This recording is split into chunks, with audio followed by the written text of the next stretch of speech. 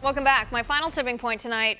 Former Vice President Al Gore essentially says it's just a matter of time before we ditch the Electoral College and let the mob rule. Now, I will fight this tooth and nail. I don't think liberals realize how critical the Electoral College is to the survival of our republic. But before I do that, take a look at Vice President Gore's comments.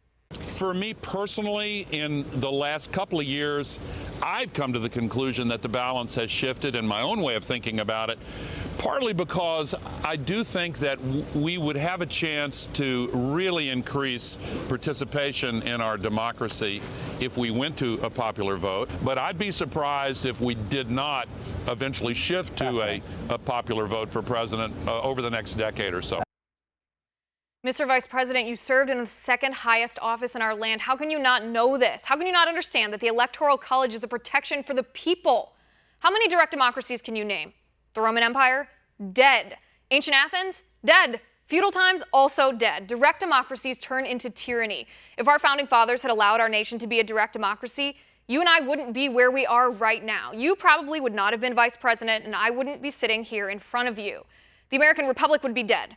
Now, I get that Hillary Clinton won the popular vote by about 2.5 million votes. That sounds like a lot, but it's actually a perfect illustration of the genius of the Electoral College. If Donald Trump had campaigned for the popular vote, he would have spent all his time in New York City, in California, and in Florida.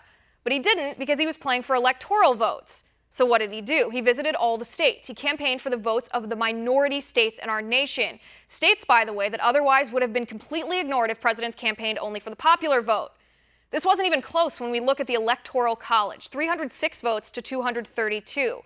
This is another reason why we have the Electoral College. It provides us with definitive results. Can you imagine if all our elections came down to hanging chads and ballot recounts every single time? It would be a mess, and the majority of the people wouldn't feel any confidence in our system. They'd feel the president wasn't legitimately elected. Make no mistake, though, the Electoral College is critical to the survival of our nation. On December 19th, when the electors meet to cast their votes, representing we the people, Donald J. Trump will be formally elected as President of the United States. The Republic will live on, partially thanks to the Electoral College.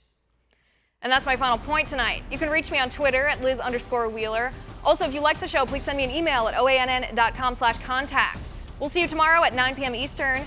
And until then, have a good night.